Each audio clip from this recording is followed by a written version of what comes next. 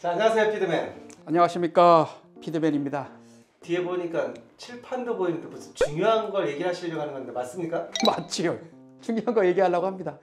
어떤 거 오늘 얘기 또 해주시려고 합니까? 전편에서 우리 중국 갔다 온 얘기를 보셨을 거예요. 뭐 여행도 했지만 사료의 원료, 단미 원료의 식물성 단백질 어린 단백피를 보고 왔습니다. 써보자. 이 칠판 얼마 만에 쓰는지 모르겠다. 단백피, 영어를 뭐라고 할까요? 단백피. 슈거 화이트 브레드. 진짜 콘 글루텐 피드라고 해서 이걸 영어로 뭐라고 하냐면 짧게 이 약자 C, G, F, C, G, F라고 합니다. 전편에서 봤던 중국에서 보고 왔던 단백피 이야기를 하려고 합니다. 이걸 보시는 분께서 쉽게 이해할 수 있게끔 단백피란 건 어떤 겁니까? 옥수수의 부산물입니다. 우리 한국 분들의 주식은 뭐죠? 쌀이죠. 중국 사람들의 주식은 옥수수라고 생각하셔도 될 것 같아요. 물론 아닐 수도 있습니다. 옥수수라서 이게 어떤 게 문제가 되냐면 한국은 옥수수를 국내에서 키울 때 워낙 땅값이 비싸서 대부분 수입을 합니다. 중국도 수입을 합니다. 근데 자국의 옥수수가 있기 때문에 외국에서 들어오는 옥수수를 쿼터와 같은 수입 제한을 걸어서 들어온 양이 굉장히 적습니다. 한국은 대부분 수입이라고 생각하시면 되는데 중국은 자국의 옥수수 그 농민들을 위해서 수입한 양을 굉장히 줄여놓고 있어요. 중국에서는 옥수수를 키워서 옥수수에서 나오는 부산물이 단백피입니다. 그리고 이 단백피가 한국으로 수출이 되고 한국은 또 수입된 옥수수로 옥수수 가공 공장에서 만들어서 부산물로 단백피가 나옵니다. 한국으로 입장에서 봤을 때는 수입산 단백피도 있고 국산 단백피도 있는 겁니다. 그럼 옥수수의 부산물이라고 하셨는데 옥수수 알맹이를 뺀 껍질을 얘기하는 건가요? 또 말씀드릴게요. 옥수수 어떻게 생겼죠? 꼭 이빨 모양처럼 생겼죠. 이렇게 생겼다고 쳐요. 옥수수의 밖에 있는 거 이걸 뭐라고 할까요? 껍데기. 껍데기 맞고요. 쉽게 얘기해서 이거를 옥수수 껍데기라고 해서 옥피라고 합니다. 이해가세요? 네. 옥수수 껍데기 옥피. 이 안에 씨앗이 있어요. 이 씨앗을 뭐라고 할까요? 이걸 옥배아라고 하는데 옥배아 말 그대로 씨입니다. 씨. 이걸 갖고 뭐 하냐면 옥배아 유를 만듭니다. 그러면 이 나머지가 이제 전분인데 이 전분 갖고 뭘 만들까요? 밀가루. 밀가루는 밀에서 만드는 거 아닌가요? 맞아요. 이게 전분인데 이 전분을 갖고 설탕을 대신하는 액당이나 고과당을 만듭니다. 고과당. 액당과 고과당 차이가 어떤 겁니까? 쉽게 생각하시면 돼요. 설탕을 대신하는 걸 만든다 생각하시면 돼요. 그러면 이 옥수수 대단한 거잖아요. 옥수수를 갖고 거의 버릴 거 없이 다 이용합니다. 단백피는 그러면 어디 부분에서 나오는 겁니까? 어디서 나올 것 같아요? 아까 얘기했던 그 전분. 힌트. 여기 피 있잖아, 피. 아, 껍데기. 피자. 아니, 껍데기에서도 단맛이 이렇게 납니까? 단백피가 단맛이 난다고 누가 그랬어요? 단백질 앞에 단자가 요거는 이제 대충 그냥 상식적으로 알아두시면 될 것 같아요. 이게 옥수수예요, 옥수수. 미국은 GMO 옥수수를 쓰고 유전자 조작 옥수수를 쓰고 유럽은 난 GMO 옥수수를 씁니다. 유전자 조작이 안 된 옥수수를 쓰고요. 형상은 비슷해요. 근데 여기가 이제 껍데기가 옥피라고 그랬잖아요. 옥피에서 단백피를 만듭니다. 근데 또 이 사료를 수입하시는 분 중에서 옥피 가격이 단백피 가격보다 조금 저렴해요. 껍데기라니까 옥피를 갖고 와가지고 단백피라고 그런 실수를 하시는 분들이 있는데 그건 아니고요. 이 옥피를 후처리 과정을 통해서 단백피를 만들게 됩니다. 그럼 그 얘기를 제가 설명을 좀 드릴게요. 단백피를 이제 이 옥피에서 만든다고 그랬잖아요. 옥피를 옥수수에서 분리시켜야 되잖아요. 이게 그냥 딱딱한데 분리가 되겠어요? 분리가 안 됩니다. 이게 워낙 단단해서 물에 담가도 이게 분리가 잘 안 돼요. 그러면 어디다 담그냐면 아황산수에 담급니다. 옥수수를 아황산수에 쭉 담가서 일정 시간이 되면 그 이후에 이걸 이제 분리가 됩니다. 옥수수를 아황산수에 담궈서 옥피를 분리를 하죠. 이제 뭐 옥피만 분리가 되는 게 아니라 뭐 안에 전분이랑 옥배아 또 이제 분리가 됩니다. 네 번째로 이 분리된 옥피에다가 아까 아황산수에 이걸 담갔다고 그랬잖아요. 아황산수에 담긴 그 물을 이 옥피에다 다시 스프레이를 합니다. 코팅. 그 물을 또 여기서 뭐라고 표현하냐면 콘솔루브 리퀴드라고 그래요. 그러면 그 옥피 분리된 껍데기를 다시 담근다는 얘기인가요? 아니면 아니, 아황산수에 담궈서 옥피를 분리를 해놨죠. 옥피를 분리한 상태에서 그 담궜던 물을 이 옥피에다가 스프레이를 합니다. 코팅을 합니다. 그 물을 뭐라고 그러냐면 CSL이라고 그래요. 한국말로 옥침수라고 합니다. 옥침수를 다시 옥피에다가 스프레이를 해서 그 다음에 건조해서 담백피를 만들게 되죠.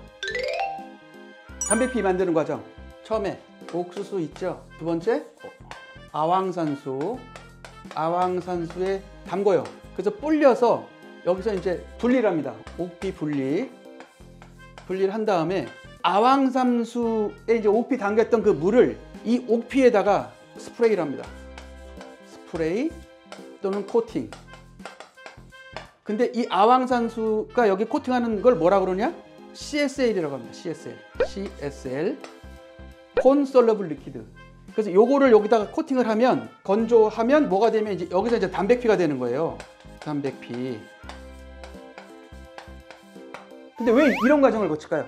이런 과정을 거치는 건 하나밖에 없어요. 사료는 대부분 단백질의 함량에 따라 가격이 왔다 갔다 하는데 일반 옥수수는 이게 단백질이 7에서 8%밖에 안 돼요. 또 이해가 좀 안 가는 게 있는데 이 옥피 넣는다고 단백질이 얼마 되냐? 11%에서 12%가 됩니다. 근데 여기에서 아까 이 스프레이 코팅한다고 그랬잖아요. 이 담백피가 얼마 정도까지 넣으려면 미니멈 18%까지 올립니다. 이 과정들을 보여드렸으면 좋은데 공장들이 이걸 잘 안 보여주려고 그래요.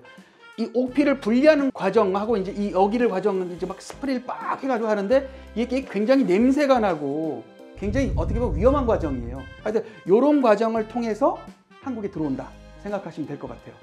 쉽게 들어온 게 아니네요. 뭐 날로 먹을 일이 있어. 다시 보게 될 것 같아요. 담백피에 대해서. 그럼 다시 봅시다. 요겁니다. 요거 담백피. 인터피드가 갖고 온 거. 이렇게 생겼어요. 이렇게. 이게 무슨 색깔이라고 할까요? 고동색? 나무 색깔? 근데 요게 CSL 있죠. CSL의 그 첨가 스프레이 이게 코팅한다고 그러는데 그거에 따라 어떤 데는 좀 진하게 나오기도 하고 연하게 나오기도 하고 차이가 있습니다. 그럼 그렇게 여러 가지 과정을 거쳐서 그런 담백피를 구매를 할 때 뭐 주의할 점이라든지 이런 게 있을까요? 있습니다. 담백피도 어떻게 보면 사료의 원료로 쓰게 되죠. 단미 원료라고 말씀드렸어요. 단미 원료 중에 식물성 단백질 원인데 이게 이제 배합 사료의 원료로 대부분 많이 쓰이고 TMR 사료에서 많이 쓰이게 되는데 이게 어떻게 보면 소의 음식이잖아요. 톡신이 가장 문제가 됩니다. 톡신이라는 게 뭔가요? 독성, 톡신. 소가 그래도 동물이 먹는 건데 목 성분이 들어가 있는 거 유통이 되나요? 의도적으로 유통되는 건 아니고 톡신 얘기를 해야 되겠죠. 왜냐하면 독성 먹으면 죽잖아요. 아플라톡신 같은 경우는 발암물질입니다. 그래서 우리가 음식 먹을 때도 특히 음식 같은 거 대부분 냉장 보관하라고 그러잖아요. 상온에서 보관하게 되면 톡신이 이게 발생돼서 안 좋을 수도 있는데 문제가 되는 톡신들이 있습니다. 이 사료 쪽에서 아플라톡신, 제랄레론, 보미톡신, 푸모니신, T2, HT2 여기 5개가 문제가 되는데 이 시간에는요 가장 문제되는 거 아플라톡신인데 이 제랄레론 같이 좀 얘기를 좀 해볼게요. 이 아플라톡신이 왜 문제가 되느냐? 특히 이제 이게 낙농에서 많이 쓰이는데 낙농은 뭐가 최종 산물입니까? 우유 아닙니까? 아플라톡신이 높은 사료를 먹었을 때 우유에서 아플라톡신이 높게 나오면 우유를 유통하기가 힘들어지잖아요. 그래서 아플라톡신이 문제가 되는데 이게 지금 그 기준치가 대부분 50ppb인데 일반적으로 이런데요. 낙농 쪽에서는 제한을 20ppb로 걸어요. 20ppb. 근데 이제 문제가 되는 거는 50이나 20이나 이걸 넘어가서 아플라톡신이 나오는 게 문제가 되겠죠. 그러면 그 이상 나오는 때가 있을까요? 있을 수 있습니다. 담백피는 대부분 완전히 100%는 아니지만 거의 대부분 중국에서 들어오게 됩니다. 여기 한국이 있고 여기 중국이 있다고 쳐요. 이 지역을 뭐라고 할까요? 우리 남한에서 딱 건너가면 우리가 갔다 온데 여기 산동 지역이라고 그래요. 산동 지역. 그 기후도 우리랑 비슷하겠죠. 그리고 북한을 넘어가지고 이렇게 해서 러시아까지 여기를 동북 삼성이라고 합니다. 동북 삼성. 기후가 여기가 굉장히 춥겠죠. 왜 이걸 얘기했냐면 여긴 이렇게 해안선 이렇게 해가지고 쭉 보면 산동 지역은 해안선이기 때문에 땅값이 비쌉니다. 그리고 사람들도 대부분 해안선 위주로 살게끔 돼 있어요. 그렇기 때문에 대도시들이 이렇게 있고 우리가 지금 갔다 온 그 청도에서 약 113km 떨어진 주청시의 식마 공장 본사를 다녀왔단 말이죠. 여기서 우리가 만든 거를 이렇게 갖고 와서 여기 청도항에서 실어가지고 여기 인천으로 들어오죠. 근데 이 산동 담백피하고 이 동북삼성 담백피하고 차이가 좀 있어요. 어떤 차이가 있나요? 톡신 차이가 있습니다. 톡신 차이가.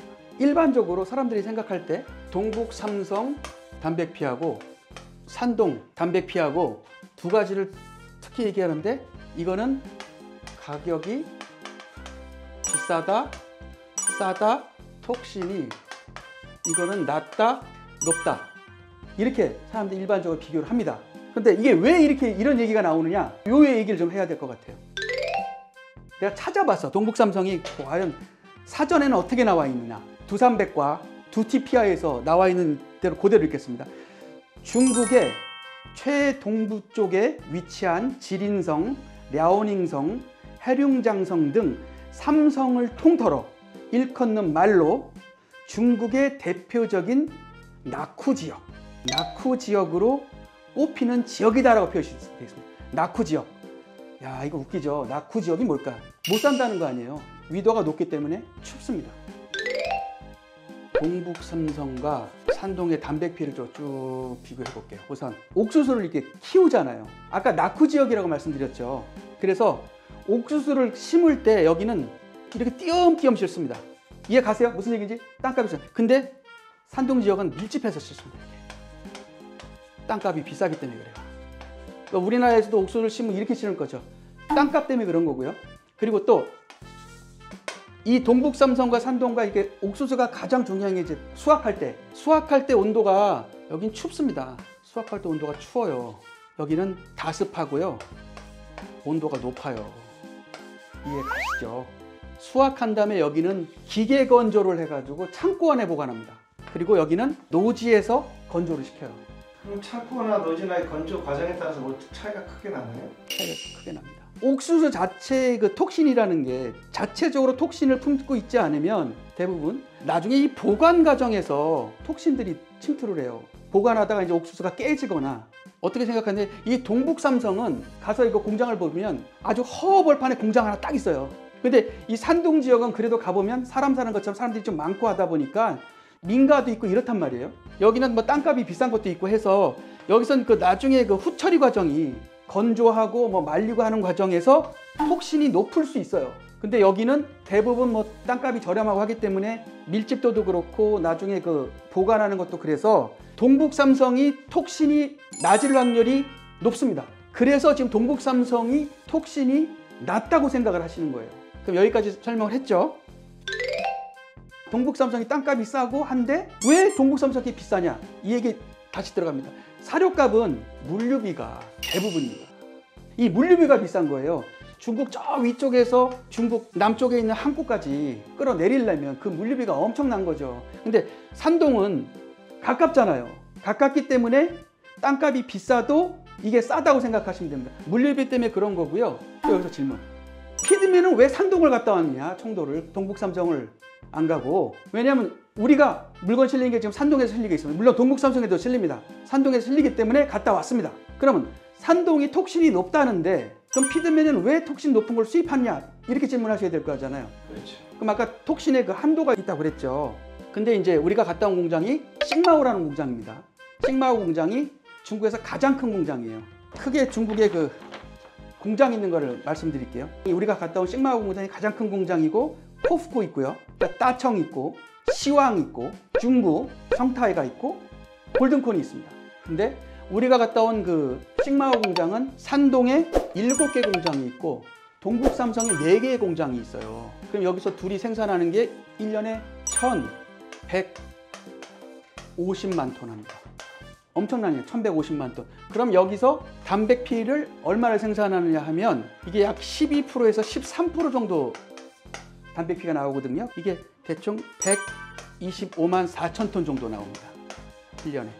공장 하나가 125만 4천 톤을 생산을 합니다.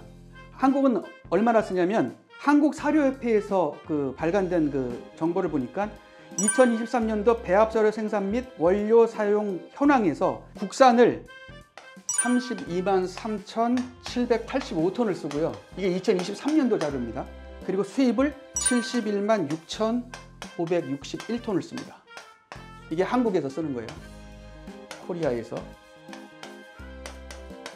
근데 이 중국 싱마오에서 생산하는 담배피 양이 125만 4천 톤입니다. 어마무시하지 않습니까? 참 이게 부러움은 드는 건데 중국이 워낙 큰 나라다 보니까 한국에서 쓰는 게 국산이 대략 32만 톤 정도 쓰고 있고 1년에 배합사료에서 쓰는 게 그 수입이 71만 6천 톤을 쓰고 있어요. 그리고 이 우리가 갔다 온 싱마오 공장에서 동북삼성하고 산동에서 생산하는 게 약 125만 톤 정도 됩니다. 그러면 이 싱마오라는 공장이 생산하는 게 우리나라 전체 쓰는 양보다도 많아요. 물론 이제 이 싱마오라는 공장이 한국도 수출하고 일본도 수출하고 뭐 동남아도 수출하고 이러겠죠. 그렇기 때문에 좀 무섭다는 겁니다. 그래서 이 담배피가 이제 굉장히 배합설에서 중요한 원료죠. 그리고 이게 단백질도 높고 우리나라 같은 경우에는 이제 낙농이 이제 그 반추하는 추구 사료 쪽에서 우리나라가 그 땅덩어리가 좁고하기 때문에 풀 같은 게 비싸잖아요. 그래서 미국 풀도 들어오는데 이게 섬유질 원으로도 사용이 되는 원료 중에 하나입니다. 이제 다시 톡신으로 가면 톡신 관리가 되게 중요하다고 말씀드렸잖아요.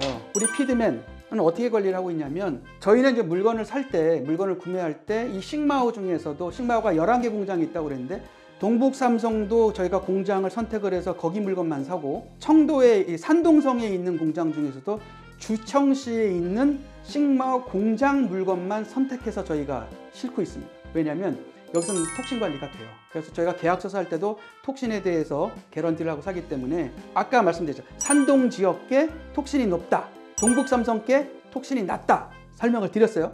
이런 그 뭐 기후 환경이나 뭐 이런 것 때문에 그럴 수 있는데 그 중에서도 선택해서 사게 되면 우리나라 배합사료 기준이나 농가나 TMR 공장에서 사용할 수 있는 담배피를 충분히 수입할 수 있다. 이렇게 자신 있게 말씀드릴 수 있을 것 같습니다. 가끔 담배피 가격이 높으면 이 유사 담배피라는 게 가끔 돌아다닐 때가 있어요. 지금은 담배피 가격이 굉장히 낮기 때문에 유사 담배피는 없거나 앞으로도 이런 게 없었는데 이 유사 담배피는 뭐냐면 땅콩 피 있죠. 땅콩 먹을 때 앞에 겉껍질이 아니라 눈사람처럼 생긴 거, 흰 거. 그거를 갈아가지고 뭐 이렇게 하는데 지금은 없는데 그거를 섞어가지고 담배피 가격이 높을 때 그런 게 유통이 되는데 이런 것들이 대부분 톡신이 좀 높습니다. 이런 건 신경 쓰지 않으셔도 될 것 같고요. 지금 우리가 그 사료 가격이 굉장히 높은데 우리 같은 사료업자는 정확한 그 지식을 가지고 정확한 물건을 사서 농가나 TMR 공장, 배합사료 공장에서 저렴하게 쓸 수 있게끔 하는 게 우리 피드맨의 역할이라고 생각을 합니다. 그러면 지금까지 얘기하신 게 톡신이 유통이 될 수도 있지만 꼭 싱마오가 아니더라도 정확한 큰 회사를 선택을 잘 해서 유통하게 되면 톡신이 그렇게 낮은 걸 좋은 물건을 갖고 들어올 수 있다. 그런 말씀이신가요? 맞습니다. 굉장히 가격에 민감한 게 사실입니다. 사료라는 게 이게 고부가가치 산업이 아니고 저부가가치 산업인데 또 쓰는 양은 되게 많아요. 이 메이커 하잖아요. 사료도 마찬가지입니다. 이 메이커가 좋은 게 있어요. 그리고 뭐든지 문제가 생겼을 때도 AS 부분이 확실히 책임질 수 있고 그리고 이제 산동 거 같은 경우 이제 말씀을 드리다 보면 이제부터 여름 시즌으로 가게 되잖아요. 그럼 아까 보관 과정에서 여기는 지금 노지에서 옥수수를 이제 보관한다 하기 때문에 보관 과정에서 톡신이 약간 독성이 오염될 수 있는 요지가 많기 때문에 큰 회사들은 지네들이 알아요. 대충 만들 때 이거는 뭐 관리된 제품이다, 관리된 안 된 제품이다.